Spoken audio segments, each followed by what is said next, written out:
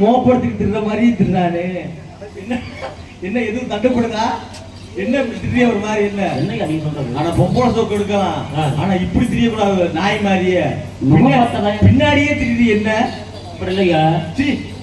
ஒருத்தருக்கு ஒரு யாவும் வரும் உனக்கு ஒருத்தர் முகத்தை பார்த்தா யாவும் வரும் ஒருத்தருக்கு நடைய பார்த்தா யாவும் வரும்